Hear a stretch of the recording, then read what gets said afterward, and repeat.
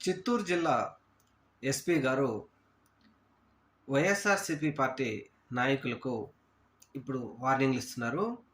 ఏంటి వార్నింగ్ అంటే, జగన్మోహన్ రెడ్డి గారి పర్యటనకి వెళ్తే రౌడీ షీట్లు ఓపెన్ చేసేస్తామని చెప్పి డైరెక్ట్గా చెప్తున్నారు.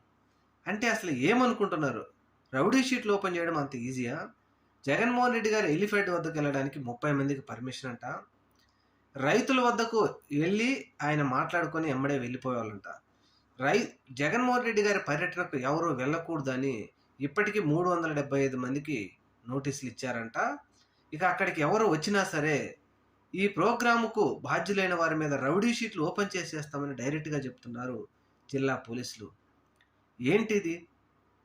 ప్రజల తరపున ఉండి ప్రజల తరపున గొంతుకై పోరాడితే ప్రభుత్వం కన్నులు తెరిచి ఏదైనా ప్రజలకు ఉపయోగపడే పనులు ఏమైనా చేస్తుందేమో అని చెప్పేసి ఒక ప్రతిపక్ష పార్టీ నాయకుడు వచ్చి ప్రజల తరపున పోరాడతాను అంటే, ఈ విధంగా మీరు ఎవరు వెళ్ళినా సరే అక్కడ మేము రౌడీ షీట్లు ఓపెన్ చేస్తామని చెప్తున్నారంటే, అసలు నిజంగా ప్రజాస్వామ్యంలో ఉన్నామా, లేకపోతే ఇంకెక్కడ ఉన్నామని చెప్పేసి ఇప్పుడు మేధావులు విశ్లేషకులు చర్చించుకుంటూ ఉన్నారు.